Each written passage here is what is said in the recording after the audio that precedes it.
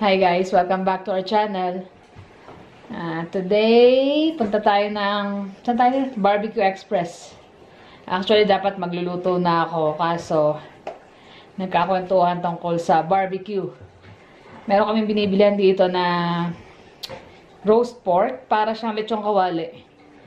Pero ang sarap kasi ultimo yung laman niya malambot at saka sobrang malasa. Star Anis. Tapos mura pa. Per pound niya is $10.50 lang.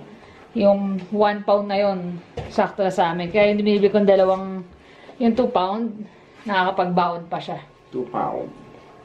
2 pounds. Ayan si Bunsoy. Bibigat na naman ako. Sana? 1 pound. Bakit 1 pound kakainin mo? Yan na, Hindi ka pa nakapagsapatos. Alam mo na, magsasara na ng 7 yun. habol lang tayo. Habol lang kami kasi nakatulog kami. Puyat kagabi. Tapos dapat, ngayon yung cooking challenge ni Jermaine, yung tortang talong ala, ano ba? Ala ewan. Ay, hindi pala. Ala Jermaine. Kaso, sana yun ang ulam namin, hapunan. Sabi ko, wag na, ano muna tayo. Bukas na lang kami mag-film nun. Kasi nga Makadaan din tayo ng Walmart, samahan nyo agad. Yeah, kasi nga nag-trade kami biglang mag-asawa. Tsaka punta rin kami ng Walmart. Kung may time pa, kung hindi pa nagugutom, baka mag-grocery na rin ng ilang mga kailangan. So, paano guys? See you later! Bye! Dito na tayo guys. Hindi kita eh. Yan. Yan. Barbecue Express. Kaya lang pasarado na sila kaya wala na rin tao. So tingnan namin. Oh, nako. Wait ako yung dito. Si Jermaine na mag-vlog.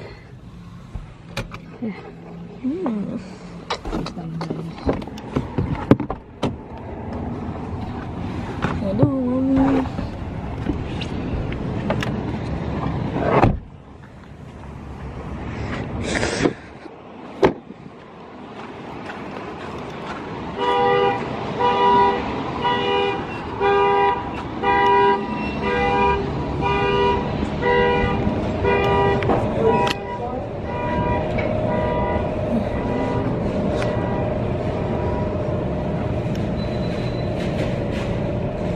Ano yan? Roast pork. Snack.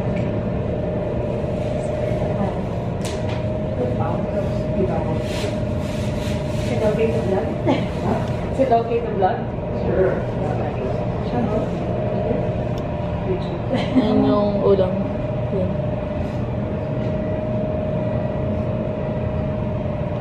Ano ba kukunin natin?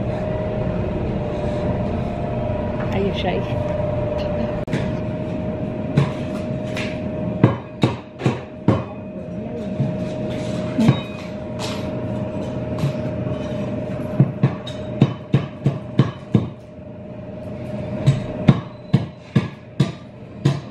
Tanggal pa yung taba.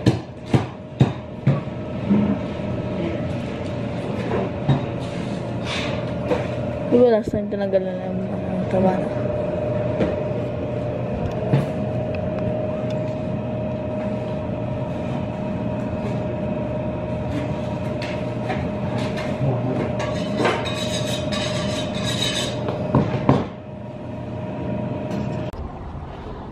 Dito na kami sa Walmart, guys. Oldest Walmart.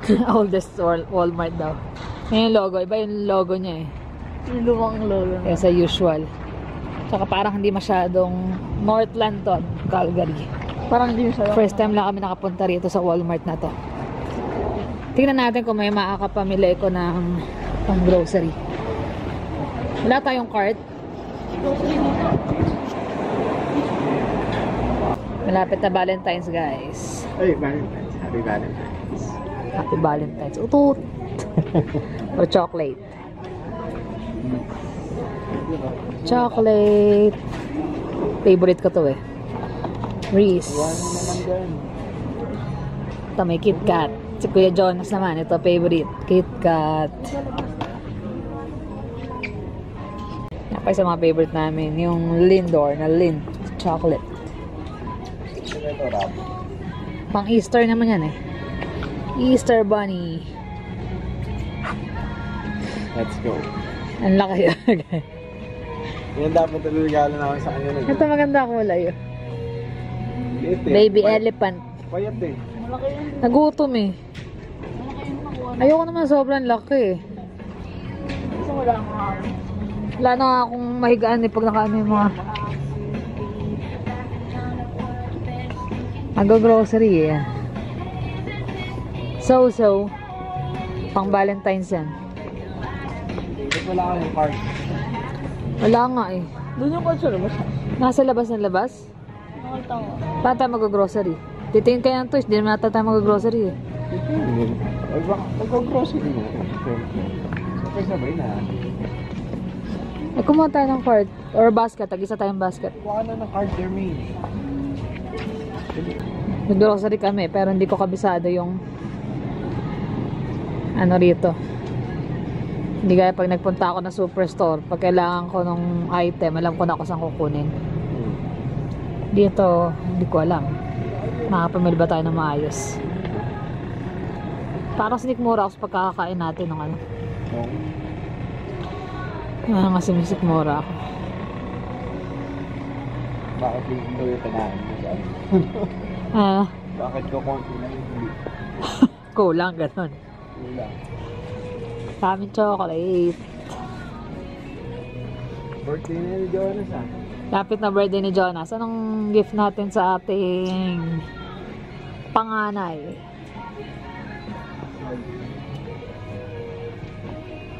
Ah, si Bunso, dear. Tickle daw si Elmo. I-tickle si Elmo. It's one ticklish monster.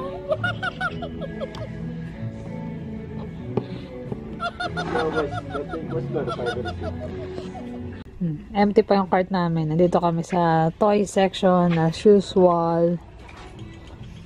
Tingin-tingin ng batang maliit.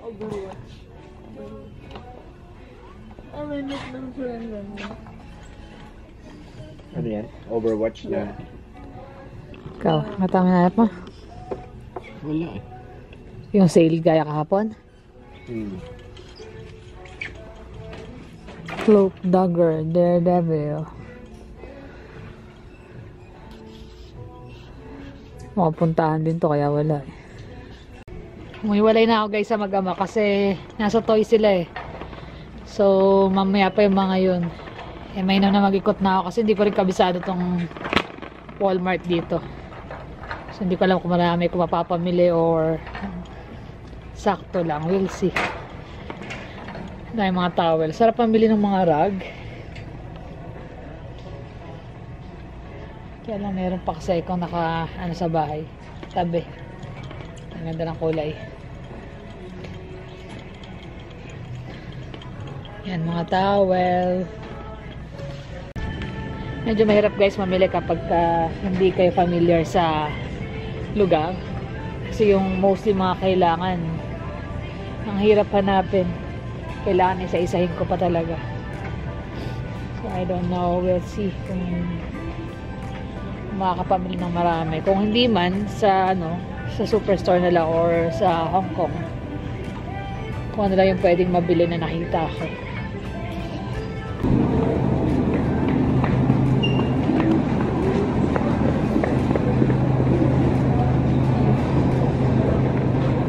Ito guys, produce section nila. Produce.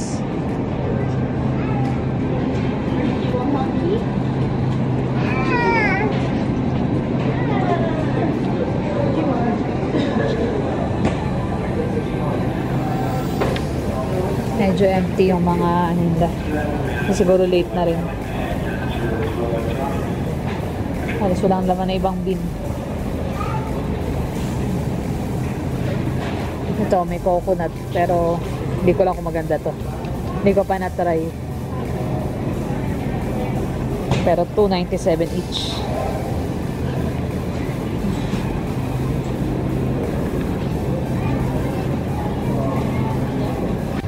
Ito guys, ang ano nila? Asian section. Yan. Dalawang row siya.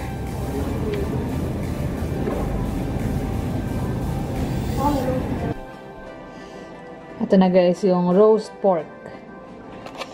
Hindi kami dalawa.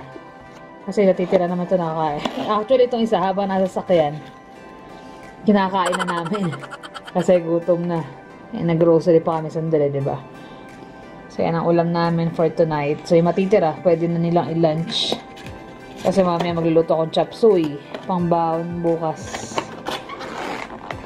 Ito, namili lang ng konti. Minsan kasi mas mura sa Walmart eh. May mga item na mura, may mga item din mas mahal. Neko na, ampalaya.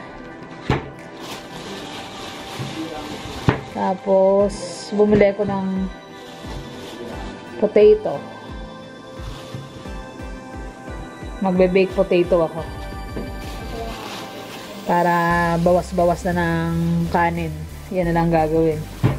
Mabili kong peras. 3. 88 cents ang isa nito. Pero malaki. Tapos, bell pepper. Tapos yung Korean barbecue na sauce. Para sa beef. Pero ito guys, tinitimpla ko pa rin ito. Nalagdagan ko pa ng timpla. Garlic, honey. Kasi minsan matabang eh. Tapos, juice.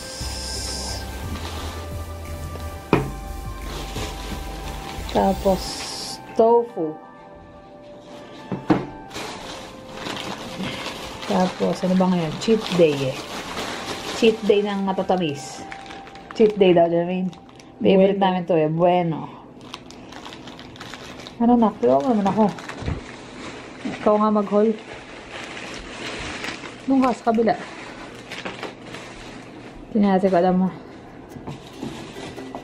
Mostly ako lang eh, kasi nag-ikot sila sa toys eh. Crackers. Meron kasi ako na tuna na sweet chili. Sarap sa crackers yun eh. Mie goreng ni Jermaine.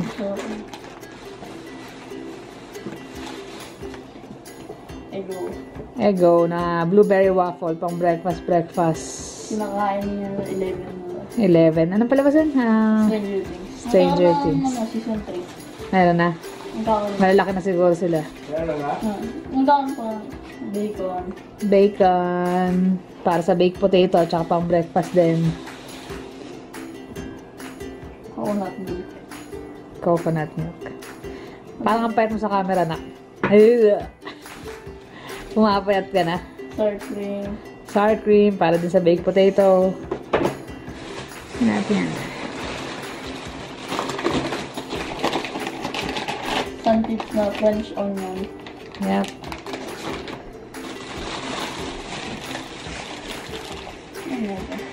Oh, natipit ang tinapay. Sino na naglagay ng juice? Yeah.